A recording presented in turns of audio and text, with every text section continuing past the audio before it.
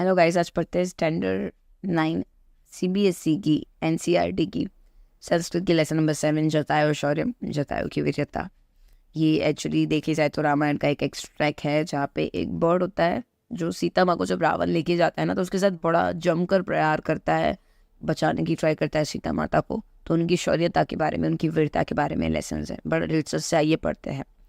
सा तदा करुणः वाचो विलपन्ति सुदुःखितः वनस्पति कृंध दर्शनाय लोचनां जतायो पश्य मामर्य हियमार मंथाववत अनेन राक्षसेन्द्रेण करुणः पापकर्मणा तम शब्द मवसुप्तशु जताशु श्रूयश्वे निरीक्ष्य रावण शिपम विदेही च दर्शयश।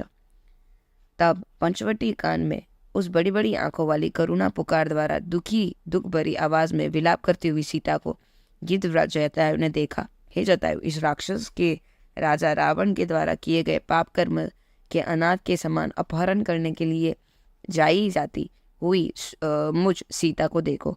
इसके बाद अल्प निद्रा में सोए हुए जटायु ने सीता जी के उन करुण शब्दों को सुनकर और उनको रावण को देखकर शीघ्र ही सीता जी को भी देखा।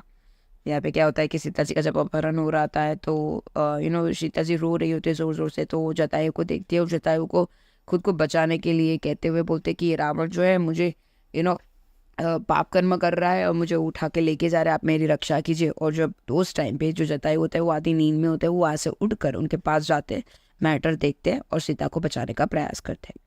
तथा पर्वत श्रृंगा बक्षीय तीक्ष्ण तुंड खादोत्म वनस्पतिगत श्रीमान व्यवहारम शुभाम गिरम निर्वत्नम मति नीचा परदाया विमर्शनात् न तत्तस्य चरणे द्वियो तत्परोवश्य विग्रहेत।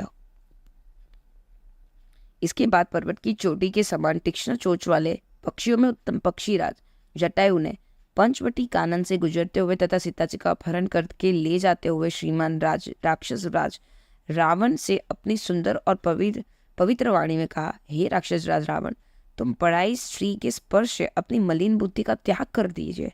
यह दूषित कार्य तुम ऐसे धैर्यशाली पुरुष को शोभा नहीं देते। तुम्हें तो ऐसे निंदनीय कार्य की निंदा करनी चाहिए। जो पर्वत की तोची पर रहने वाले जो छोटे छोटे कीड़े खाने वाले जो जटायु होते हैं वो वहाँ पे आते हैं, रावण को बड़ा प्रणाम करते हो और बड़े प्यार से बताते हैं कि आप तो इतनी बुद्धिशाली हो, आप ये बुद्धिहीन कार्य क्यों कर रहे हो, ये तो आपकी प्रतिमा को तोड़ देने वाले निंदनीय काम आप कर रहे हो, प्लीज सीता जी को छोड़कर थोड़ी बुद्धिमाने बताइए। वृद्धो अमा तव युवा धन्वी सरस कवची सरी न चापत्याय कुशली वेदे इमे गमिष्यसि तस्य तीक्ष्ण खादमां तु चरणाभ्याम महाबलः चकार बहुधा कात्रेह वर्णाना पतगत सतम। अनुवाद, हे राक्षस राज, मैं तो बूढ़ा हूँ, तुम जवान हो, धनुर्धर हो, रथ पर सवार हो, तुमने कवच भी धारण किया है तथा तुम धनुष्य बाण भी धारण किए हुए हो, तो भी तुम मेरे रहते हुए माता सीता जी को कुशलतापूर्वक नहीं ले जा सकते हो। ऐसा कहकर पक्षीराज गरुड़ ने राक्षस राज रावण पर अपने तेज नाखूनों से तथा अपने महाबल शक्तिशाली पंजों से संपूर्ण शरीर पर चोंच और पंजों के अनेक प्रहार कर घाव कर दिए गए। राक्षस की उपमा बताते हैं, उनका डिस्क्रिप्शन बताया हुआ कि मैं तो बूढ़ा हूँ, तुम जवान हो, तुम्हारे पास धनुष है, रथ पर बैठे हुए हो, तुम्हारे पास कवच है। वैसे करके इनका डिस्क्रिप्शन दे रहा है यहाँ पे रावण का कि रावण के पास क्या क्या चीज़ है, फिर भी तुम सीता माँ को उठा के लेके जा रहे हो, मैं तुम्हें ये नहीं करने दूंगा। और उनके नाखून और चोंच से जो पक्षीराज जटायु होते हैं उन्हें मारना शुरू कर देते, बहुत सारे प्रहार करते और सीता माँ को बचाने का प्रयास कर रहे होते। तदुष्य सरसम चापः मुक्तः मणिः विभूषणम चरणम महोतेजः बच्चाश्य महदनुः सह भग्नदन्वः वीरतो हताशो हतसारथी अंगिनादायः विदेही पपात भुविः रावणः।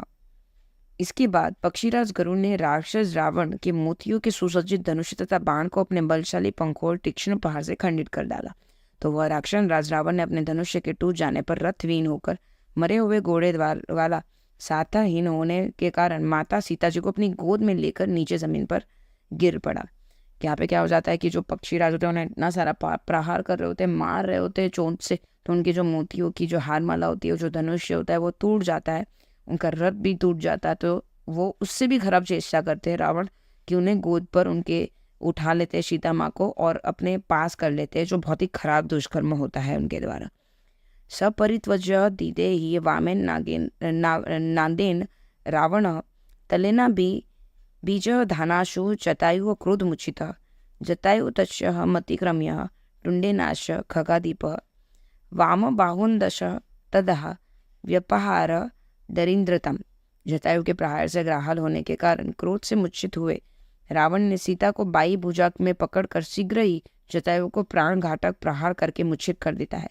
फिर पक्षीराज जटायु ने भी अपनी तेज चोंच के शत्रुओं का दमन करने वाले पंजों तथा चोंच के प्रहार से राक्षस रावण के बाई दिशा की 10 भुजाएं उखाड़ डाली तथा अंत मरने तक सीता माँ की रावण से रक्षा की। यहाँ पे होता है जटायु जो होता है वो बहुत ही घायल भी हो जाता है, मूर्छित हो जाता है, क्रोध में गिर भी जाते हैं, लेकिन वो रावण को मारना नहीं भूलते, लेकिन मारते रहते अपने चोट से उनके जो बाई बाजू के सारे हाथ होते हैं ना उनको मार मार के खंडित कर देते हैं। वो जब तक मरते नहीं है तब तक जटायु सीता माँ की रक्षा करते रहते हैं और आखिर में फिर उनकी मौत हो जाती है इतने सारे, लेकिन वो अपने लास्ट मोमेंट तक भी सीता माँ की रक्षा में रावण से लड़ते रहते हैं लेकिन अक्षम होते हैं। होपफुली आपको समझ में आ गया होगा। Thank you so much.